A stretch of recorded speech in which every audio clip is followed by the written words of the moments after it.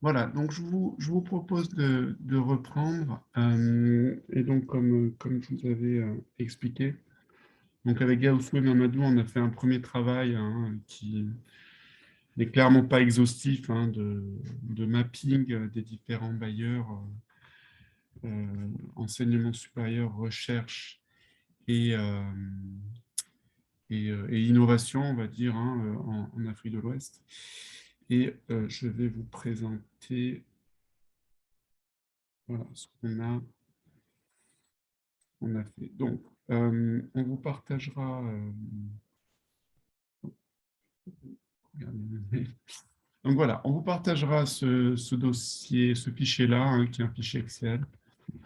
Donc on a référencé voilà, 43 guichets potentiels que nous avons listés par appel et par type de bailleur. Et alors pour la plupart, on a pu mettre un site internet. Donc ça, voilà. Donc ça, c'est un exercice qui est quand même très complexe, qui est très long de savoir quel bailleur est fait pour vous. Mais voilà, donc va vous partager ce premier travail en espérant qu'il soit le plus fiabilisé possible. Il est consciemment incomplet, mais on vous encourage vraiment à le balayer et puis à l'appliquer, à l'affiner avec vos demandes, vos thématiques et vos préconisations. Donc, pour illustrer ce qu'on s'est dit ce matin, on va vous montrer quelques exemples. Alors, il y a un premier guichet que je trouve pas mal et qui illustre assez ce qu'on s'est dit ce matin, c'est le site des consultations de la Banque mondiale. Donc voilà, on va se rendre sur ce site-là. Donc, qui est un peu capé.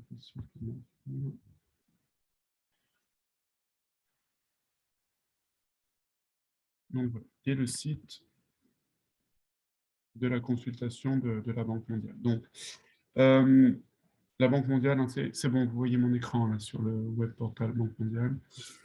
Gaussou, dites-moi si ce n'est pas le cas. Mais donc, ça va vous donner ce site-là. Donc, première chose à comprendre, c'est que la Banque mondiale, donc, est une agence assez énorme, ils ont des financements, mais ça va un peu à droite à gauche, c'est pas toujours simple. Ce portail-là, en fait, il est dédié au respect des consultations internationales et des règles des marchés publics de la Banque mondiale. C'est-à-dire, ce qu'il faut comprendre, déjà, quand vous allez répondre, c'est que vous devez comprendre voilà, que la Banque mondiale est un acteur régional multilatéral qui est soumis à un certain nombre de réglementations en interne, de mise en concurrence, de screening de ses partenaires et d'ouverture de ses appels. Ça, donc, ils ont créé un portail qui donne accès un peu ouvert à tous ceux qui veulent candidater par souci de transparence et de respect de ces règles internes. Donc, très important à comprendre que donc, lorsque vous allez répondre à un appel d'offres comme celui-ci, vous allez avoir toute une série de règles associées à la réponse à un appel d'offres Banque mondiale. Et le premier, c'est que donc, pour répondre, vous devez passer par ce portail et vous devez vous identifier. Comprenez bien que si on vous demande de vous identifier, c'est qu'il y a toute une série de critères associés à ça. Est-ce que vous vous identifiez à titre personnel, en tant qu'expert, en tant que consultant? Est-ce que vous vous identifiez en tant qu'organisme? Ce sont autant de questions que vous devez vous poser. Donc, je vais vous donner un exemple. Alors, je suis moi-même chargé de ça à l'IRD, donc je me suis créé un compte. Si vous n'avez pas de compte, vous devez en créer un. Ça, on pourrait regarder ensemble comment ça se passe. On va vous connecter.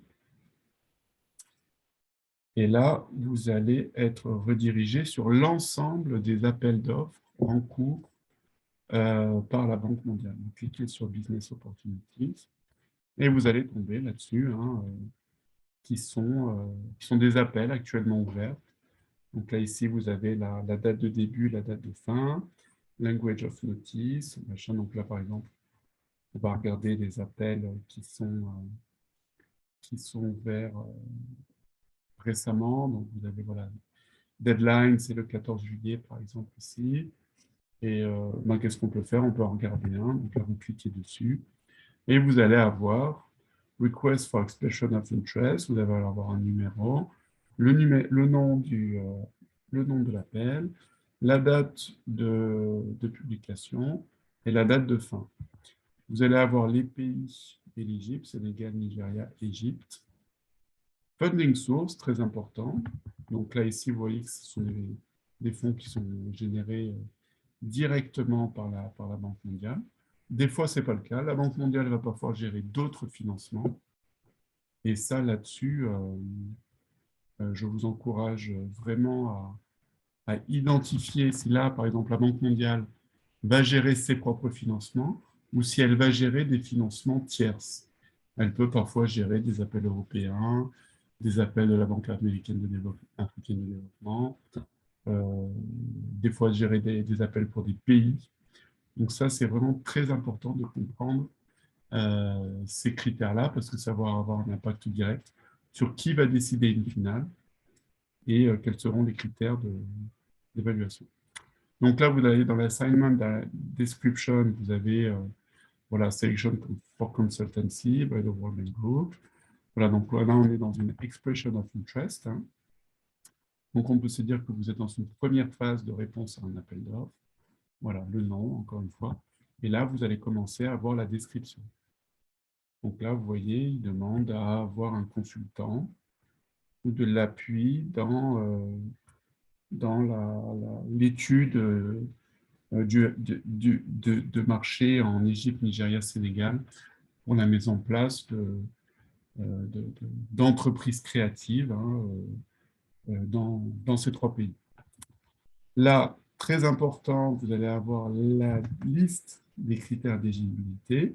Donc là, the consultant will be a firm. Donc ça veut dire quoi? Ça veut dire que vous êtes obligatoirement, vous avez obligatoirement une existence morale. Donc là, encore une fois, là, on est dans un appel Banque mondiale. Donc en général, c'est des montants assez importants. Donc je vous encourage à ce que le porteur soit le plus solide possible et à ce qu'il ait idéalement déjà répondu à des appels comme ça. Et voilà, vous avez des critères, voilà, vous devez mettre en place les CV, il ne faut pas que ça dépasse les 5 mégas, voilà, c'est des choses hein, très très bêtes et méchantes qu'il faut regarder avant même. Et là, vous voyez, lorsque vous êtes dans cette phase-là, on est dans des phases d'étude des conditions d'éligibilité avant le go-no-go. Hein. Donc, lisez bien ça pour savoir si c'est le cas. Et là, très très important, vous allez avoir un attachment, voilà, qui vont vous donner accès à un document Word. Et là, vous allez avoir tous les détails, scope of work, ce qui est attendu en Égypte, ce qui est attendu au Nigeria, ce qui est attendu au Sénégal. Très important, les livrables. Donc là, qu'est-ce que c'est là? Là, ce sont vos work packages, hein. Associer les livrables, associer vos work packages aux différents livrables. Donc là, par exemple, voilà, vous avez un rapport, vous avez des tags, des key economic figures. Donc là, vous voyez que vous êtes plutôt dans une logique d'expertise. Hein, ce n'est pas forcément un programme de recherche, mais vous pouvez aussi mobiliser vos expertises de recherche pour répondre à ce type d'appel. Voilà. Ensuite, très important, qualifications. Donc là, ils vont vraiment voir vos capacités à mobiliser les experts et l'expertise dans le field. Voilà, vous allez avoir aussi des confidentiality statements. Voilà. Et vous avez 3 pages. Hein, et ça, c'est à prendre par cœur avant de vous dire si vous y allez ou pas. Ensuite, qu'est-ce que vous avez d'autre? Vous avez aussi qualification criteria. Donc là, vous allez devoir voilà, mettre des informations qui mettent que vous êtes qualifié pour répondre à cet appel, que vous avez les capacités techniques et managériales pour le faire, Et très souvent, là, ils vont vous demander un exemple de projet que vous avez porté jusqu'à projet présent et aussi un détail de, de vos experts que vous allez mobiliser. Et c'est tout bête, c'est plutôt bien fait. Si vous voulez Express Interest, vous cliquez ici et ça va vous rediriger vers un tableau que vous allez devoir remplir. Voilà, c'est ce qu'on s'est dit, hein. Information showing that you are qualified in the field. Information. Et vous voyez, là, par exemple, hein, vous avez jusqu'à 2500 caractères. Donc, c'est très court. On est dans une logique de expression of interest. Donc, voilà, vous avez un premier screening. Et si vous êtes retenu, vous aurez sans doute un deuxième screening de la part de la Banque mondiale qui vous demandera d'envoyer quelque chose de détaillé. Et là, derrière, vous mettrez en attaché des documents un peu plus fournis sur votre capacité à fournir et les attentes. Voilà. Donc là, vous voyez, hein, pour moi, c'est bon, la Banque mondiale, hein, c'est des financements assez importants, c'est peut-être une logique de réponse à un appel d'offres un peu expérimenté, mais voilà, vous voyez que c'est relativement bête et méchant. Et, et, et là, hein, c'est assez ouvert. L'IRD a souvent été retenu sur ce type de financement. Et là, pour vous donner un ordre d'idée, c'est des projets entre de 300 000 à 1 million d'euros en général. Il y a cette plateforme. Voilà, un deuxième exemple qui nous paraissait plutôt intéressant. Donc, les appels européens. Donc là, Europaid, hein, International Partnership. Donc là aussi, on a un lien que je vais vous montrer.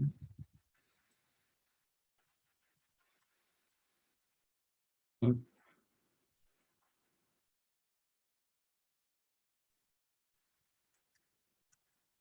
voilà. Donc, vous avez pareil un site un peu similaire, hein, qui vous liste tous les appels européens. Et là, vous pouvez les filtrer, hein, aussi par program period. Est-ce qu'ils ont été ouverts? Est-ce qu'ils arrivent? Est-ce qu'ils sont open for submission? Euh, voilà, vous pouvez, c'est la, la norme, voilà, par exemple, c'est pardon. Bon. Et l'Europe, c'est toujours un peu lourdingue, mais voilà. Donc, vous avez par exemple Space by Missing Early Warning. Bon, ça, c'est des appels européens. Donc là, il faut vraiment faire le filtre avec la fiche. Donc, je suis désolé, j'ai vérifié ce matin.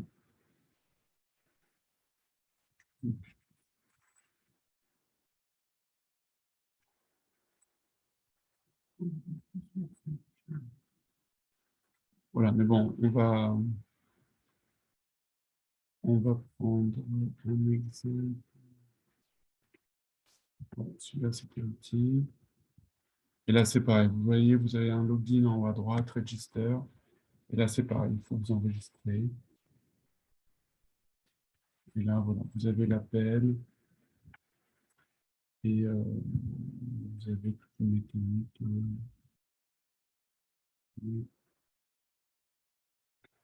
sur le budget. Donc là, ça va vous donner, voilà, ça, c'est un montant délirant, ça c'est l'Europe. Et donc là, les appels européens fléchés vers la recherche en Afrique vont être ouverts à partir du mois de juin et du mois de juillet. Donc, donc là, c'est important de voir que c'est dans le cadre d'un projet régional ciblé qui mérite vraiment d'être bien identifié pour bien positionner votre appel. Il y en avait un autre qui était alors sur la fondation Gates. Voilà, Bill et Melinda Gates Foundation, ouais, ils ont assez régulièrement des appels aussi. Donc là, voilà, c'est le site les Grant Opportunities. Donc là, j'avais regardé ce matin, il me semblait qu'il n'avait pas ouvert. Voilà, le site était là. Donc là, par exemple, il y avait un appel qui a été terminé en mai 2016. Mais, mais voilà. Tac, tac, tac. Donc le site est plutôt bien fait là aussi. Quelque chose d'important, c'est que si vous êtes enregistré sur ces sites-là, vous avez possibilité de vous mettre des alertes. Donc n'hésitez pas à le faire sur les appels qui vous paraissent les plus cohérents avec vous. Voilà, il y a moyen de vous loguer, de faire des alertes, vous recevrez automatiquement l'info si si des appels vous concernant ce problème. Voilà, je vais vous donner un dernier exemple. Alors, c'est l'Institut Pasteur.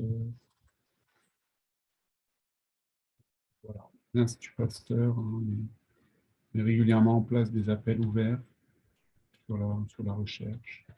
Et là, il y en avait qui étaient déjà ouverts.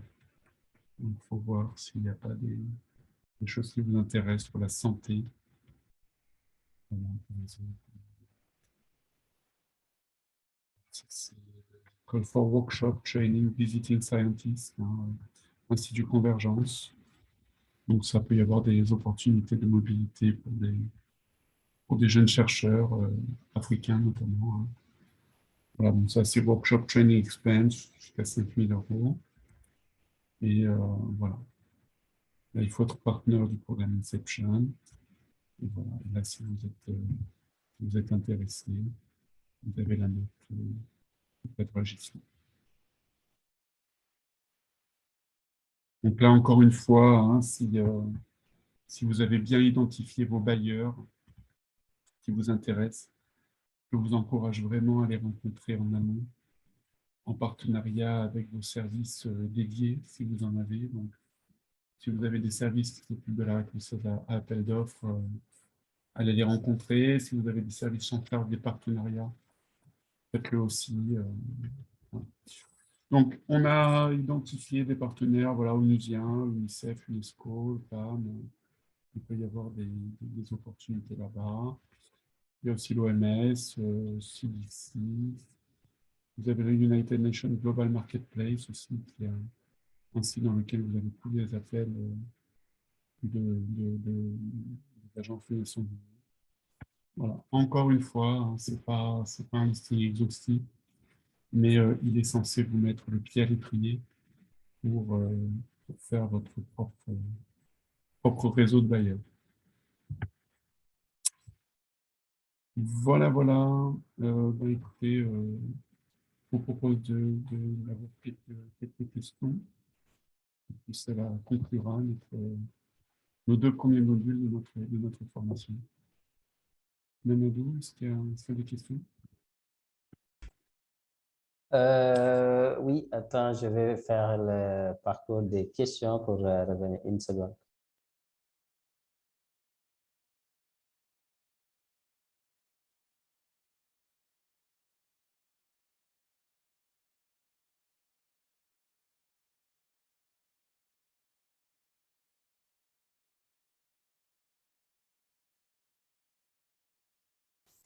Alors, donc ici, on a quelques questions. La première, c'est est-ce que c'est possible de reprendre un module?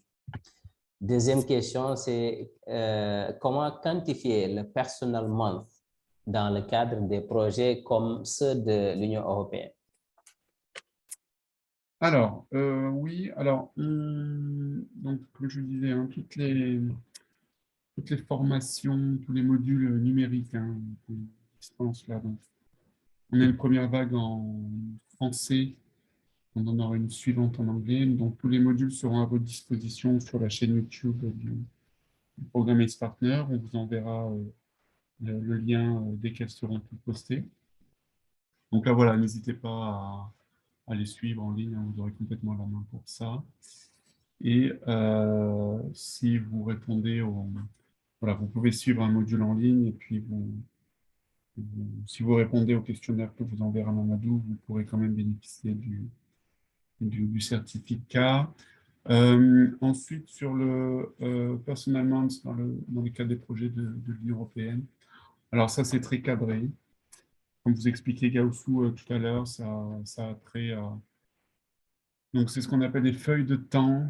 Et ça, vous allez valoriser le temps passé par les personnels titulaires sur un programme financé par l'Europe et vous êtes en mesure de le facturer sur justificatif. Donc, ça, en général, ce sont vos institutions de rattachement qui vont vous attester par rapport à la justification avec vos bulletins de salaire et du temps passé par le PI du projet, que ce temps passé-là est valorisable d'un tel montant.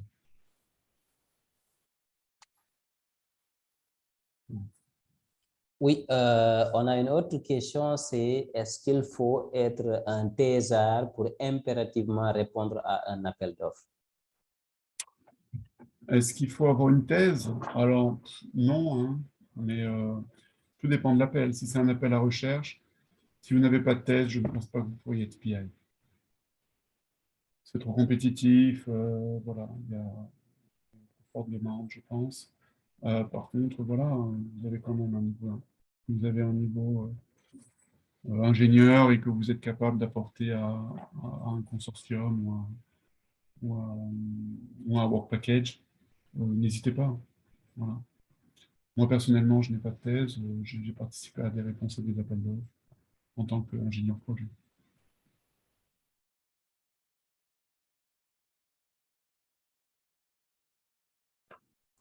Donc, pour l'instant, ce sont les seules questions que j'ai ici devant moi. Pouvez-vous nous dire de la Omar Sadio, pouvez-vous nous dire, un instant. Oui, Omar Sadio disait que, est-ce que vous pouvez nous dire, j'ai perdu ta question, Omar Sadio. Oui, un instant.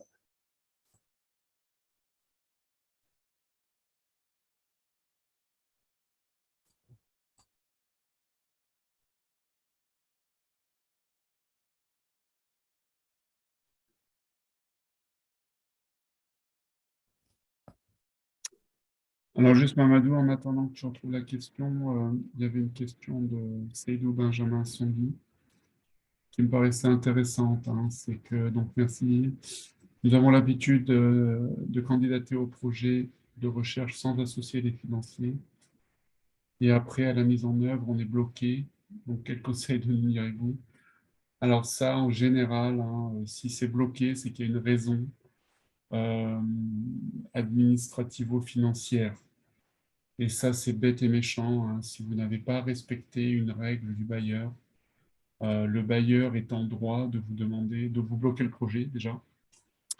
Et par moment, et c'est arrivé, de vous demander même de rembourser, en fait, hein, si vous avez déjà perçu des fonds en avance. Donc ça, encore une fois, impliquez au maximum vos institutions, notamment vos services administratifs et financiers, pour qu'ils vous assistent dans l'évaluation des risques administratifs et financiers. Le bailleur vous imposera ces règles. Hein. Donc, si vous n'êtes pas en phase avec vos organismes fiduciaires en interne, vous allez faire face à de nombreuses galères. Et comme je vous dis, qui peut représenter des risques assez graves hein, d'avoir à rembourser. Là, aujourd'hui, ce qui se passe dans beaucoup de projets, c'est que vous allez avoir des work packages qui vont être associés à un montant financier.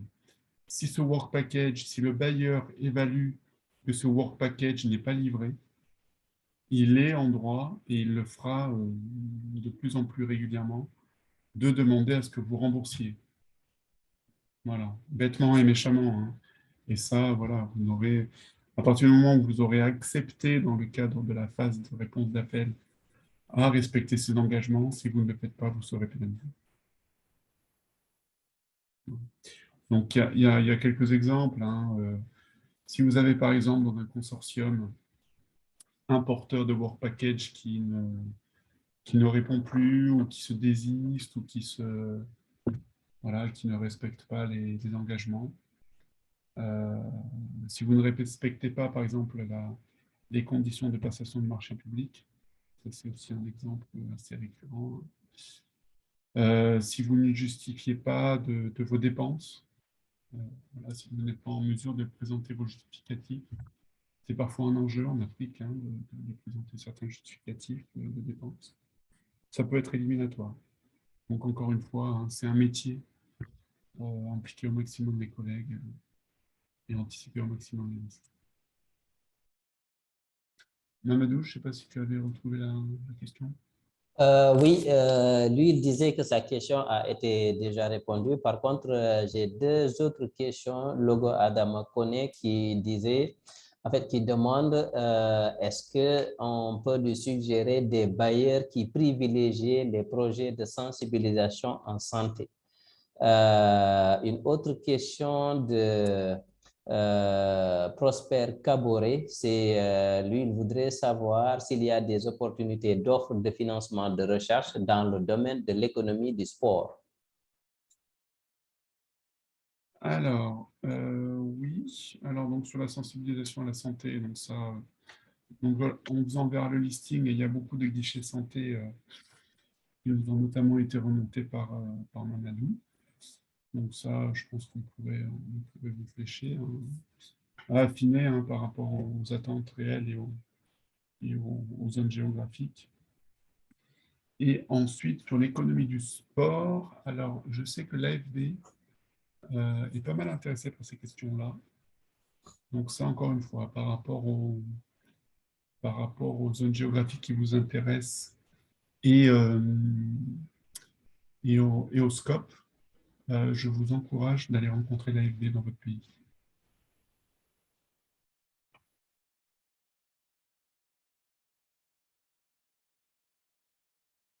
Très pertinente. J'ai de Fatoumata Bintakane Diallo. Donc, je suis sur un projet de doctorat. Maintenant, comment trouver un complément de prise en charge de mon projet d'études? Est-ce qu'il faut forcément un projet du bailleur ou un autre? Alors, Fatoumata, bienvenue dans le monde merveilleux de la recherche d'aujourd'hui. C'est que, voilà, si vous êtes... euh, voilà, si vous voulez vous lancer dans un doctorat, je vous encourage vraiment à faire cette démarche d'identifier les bailleurs, même petite échelle, là, hein, si vous commencez un doctorat, d'aller chercher les bourses de thèse, les bourses de mobilité, les soutiens de participation à des workshops un peu à droite à gauche. Donc là, si vous voulez, je vous conseillerais déjà de vous rapprocher de nos collègues de notre réseau MINE, hein, qui pourraient sans doute vous donner des idées. N'hésitez pas à nous envoyer un mail de détail avec Gaussou, Mamadou et moi. Et puis ensuite, voilà, il faut aller prospecter auprès des universités dans lesquelles vous candidatez pour voir s'il existe des opportunités de soutien.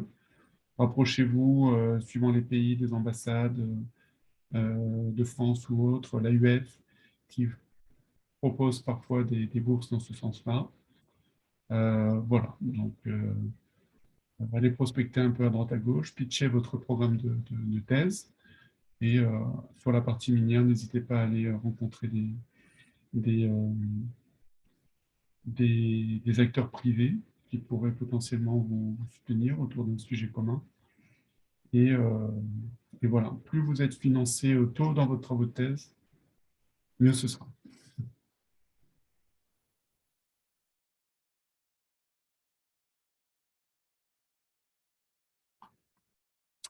Merci beaucoup. Est-ce qu'on a d'autres questions? Euh, Bon, d'autres questions qui demandent est-ce qu'il y a des possibilités de financement dans le tourisme et l'environnement aux Comores? Merci.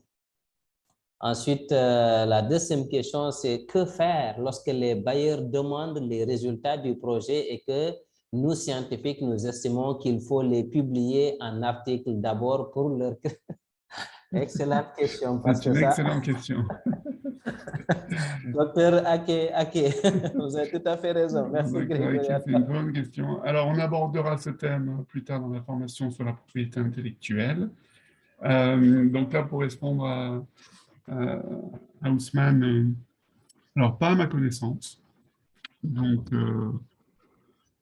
sur l'environnement, il y a beaucoup de guichets hein, sur ces questions-là, mais bon, c'est quelque chose qu'on peut regarder ensemble.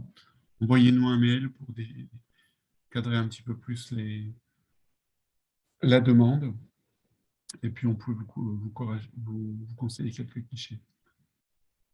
Alors, docteur Hackett, ça c'est une très bonne question hein, qui a trait vraiment à l'interface entre chercheurs et bailleurs. Très souvent, en fait, si vous voulez, les bailleurs, ils auront besoin de la réponse tout de suite, basée sur la recherche, pour prendre des décisions souvent politiques, en fait, dans le cadre de l'implémentation d'un programme régional. Voilà, très souvent, quand ils font appel à des chercheurs, ils sont dans cette logique-là. Et nous, chercheurs, très souvent, on n'est pas, parce qu'on est sur des patents différents, on est sur voilà, on a besoin de publier pour avoir un processus de peer reviewing. Et ça, les bailleurs, finalement, et les acteurs publics, hein, souvent qui sont derrière les bailleurs, ne sont pas dans cette logique-là. Donc ça, je vous encourage à vraiment porter cette question au niveau des échanges que vous avez avec vos différents bailleurs et de trouver un common ground entre chercheurs et ces décideurs publics. Sur les phases de temps, voilà, vous êtes chercheur, vous avez besoin de temps pour fiabiliser vos données, mais aussi ne soyez pas butés en tant que chercheur. C'est vrai qu'on n'a pas, on a besoin voilà, de passer par cette phase-là, mais des fois elle prend très longtemps et trop longtemps. Le bailleur, s'il vous finance, c'est qu'aussi en contrepartie, vous devez vous aligner aussi sur ces demandes. Et voilà, et c'est vraiment à vous, dans les différents work packages que vous allez proposer aux bailleurs, de bien dissocier ce qui a trait à la recherche dans le cadre de la création de nouvelles connaissances, hein, et dans ce qui a trait, ce que je vous disais tout à l'heure, plutôt au niveau de l'expertise, dans le sens où vous n'allez pas forcément passer par ce système de peer reviewing, mais où vous allez être en mesure, vous, chercheurs, de faire cet état de l'art sur la question sur laquelle le bailleur aura besoin de réponses, sur la base de travaux de recherche qui ont déjà été faits. Et ça, c'est une très belle plus-value, si vous voulez, dans ce dialogue science-décideur, où voilà, le décideur, il n'aura pas accès à toute cette connaissance scientifique, vous, oui, et vous êtes capable de lui dire que, voilà, par rapport à ce contexte-là, il y a des recherches qui ont été faites, il y a des choses qui marchent, testons-les. Et derrière, pour conclure sur cette question, désolé, j'en parle trop parce que je trouve que c'est vraiment une bonne question, et on en parlera dans le cadre de la propriété intellectuelle, c'est vraiment que je vous encourage, vous, chercheurs, à ce que lorsque vous allez contractualiser avec le bailleur, que les données générées dans le cadre du travail soient vraiment votre double propriété, ou même idéalement votre propriété, pour que vous, une fois que vous ayez terminé le projet, vous puissiez continuer à avoir accès à ces données pour publier. Parce que voilà, ce sont des données contemporaines, fiabilisées, qui ont subi une méthodologie, qui ont été financées et qui vous permettront aujourd'hui et demain de publier des très bons articles scientifiques. Voilà, donc ça, on en parlera plus dans le cadre du module de la propriété intellectuelle. Et de mon expérience, en général, les bailleurs jouent le jeu. Très souvent, les bailleurs, lorsqu'ils financent, ils vont se dire c'est nous les propriétaires des données. Il faut passer souvent par une phase de négociation euh, pour dire voilà, non, on est copropriétaire de la donnée.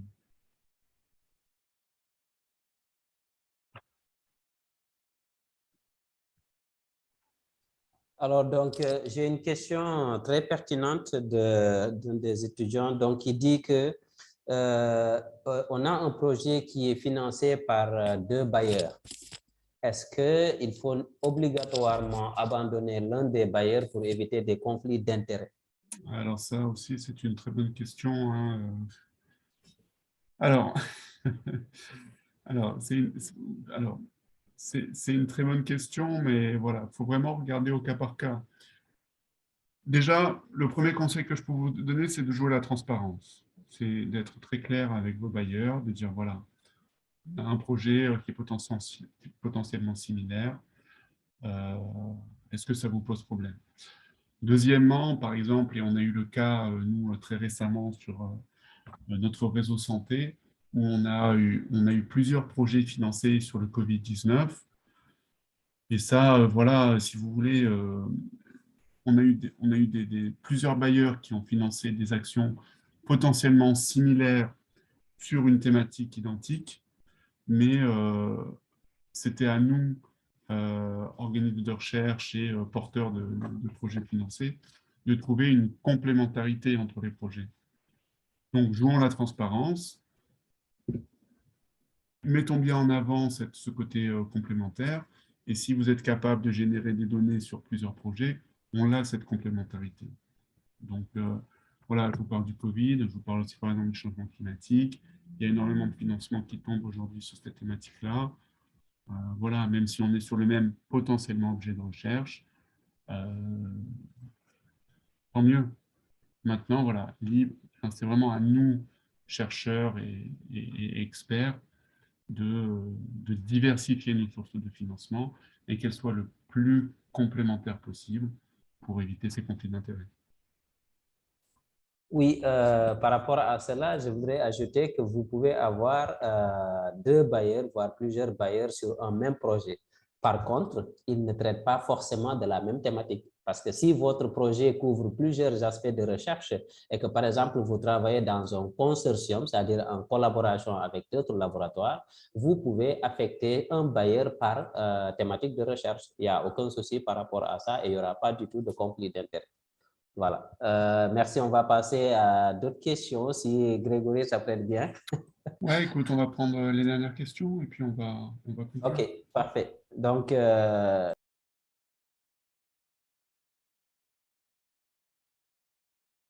S'il y en a.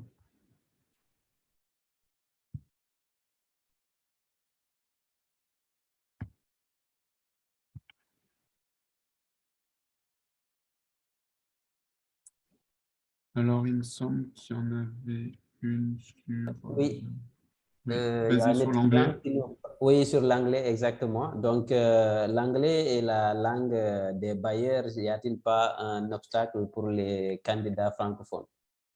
Ouais, clairement aussi, hein, les Goddam, vous avez raison, hein, c'est un frein. Euh, Si vous avez des problèmes avec l'anglais, n'hésitez pas à vous faire assister par des cabinets spécialisés. Encore une fois, normalement, les bailleurs n'ont pas le droit de, ou de moins en moins le droit de rendre cela éliminatoire. Mais vérifiez bien les conditions d'éligibilité. Si l'appel voilà, si l'appel vous dit que les réponses doivent être faites en anglais, c'est comme ça. Mais très souvent, l'appel peut être en anglais, mais il peut vous autoriser à répondre en français. Mais bon, malheureusement, aujourd'hui, c'est un fait, hein, aujourd'hui, l'anglais est devenu la lingua franca de l'enseignement supérieur et de la recherche internationale. Et donc, si vous n'avez pas ces compétences-là, je vous encourage vraiment à le développer au maximum.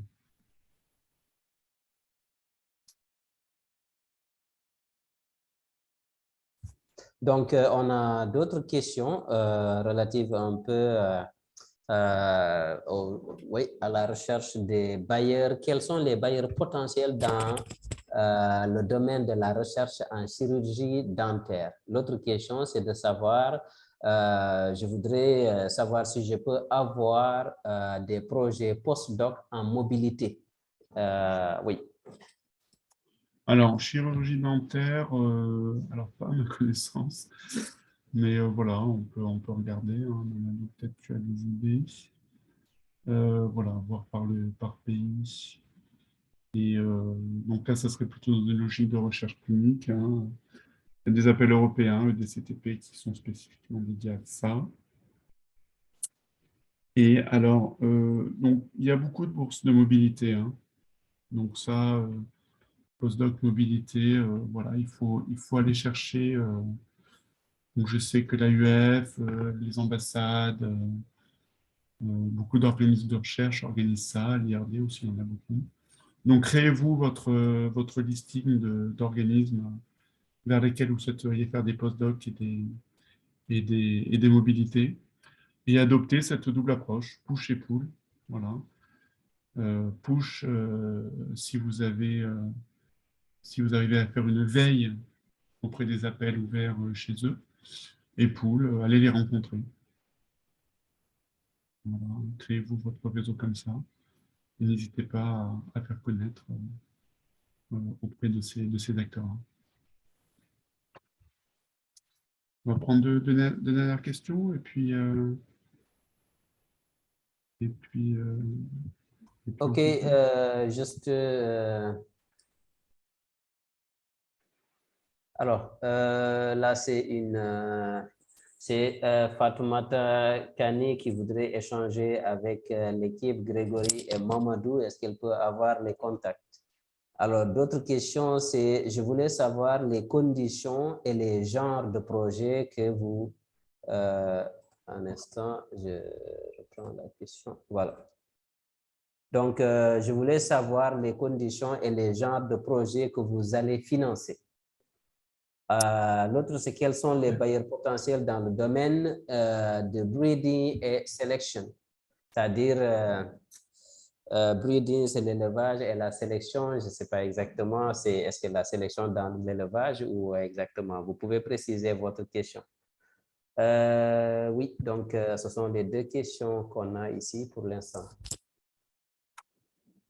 Alors écoutez, donc, alors nous, quand vous parlez des projets que nous allons financer, alors on n'est pas vraiment bailleur à l'IRD, mais ça peut arriver. En général, ce sont des concours chercheurs.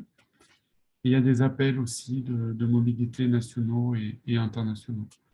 Donc ça, encore une fois, si vous avez des représentations IRD dans vos pays, je vous invite à les contacter directement. Ils pourraient vous mettre en relation avec nos unités de recherche. Et là, voilà, hein, n'hésitez pas. Encore une fois, ces deux approches, push et pull, et identifier les opportunités. Et ensuite, au niveau plan de breeding, donc il y a énormément de choses qui se font en ce moment. Donc, il y a beaucoup d'agences des Nations Unies qui travaillent là-dessus, FAO, PAM, il y a le FIDA aussi qui gère ça. Il y a beaucoup de CGIAR aussi qui travaillent là-dessus. Donc ça, on peut vous faire un premier listing de bailleurs, hein. Et encore une fois, nos adresses mail sont sur la présentation. N'hésitez pas à nous contacter. Voilà, écoutez, je vous remercie beaucoup, hein, pour vos questions et votre attention. Donc, cela conclut nos modules 1 et 2. Je vous donne rendez-vous cet après-midi c'est à 14h GMT, hein, Mamadou, il me semble, pour le module 3, qui sera animé donc, par Mamadou.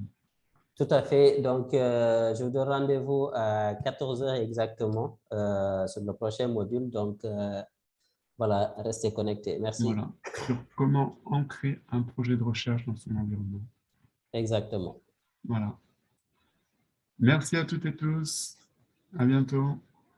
À bientôt. Merci à tous.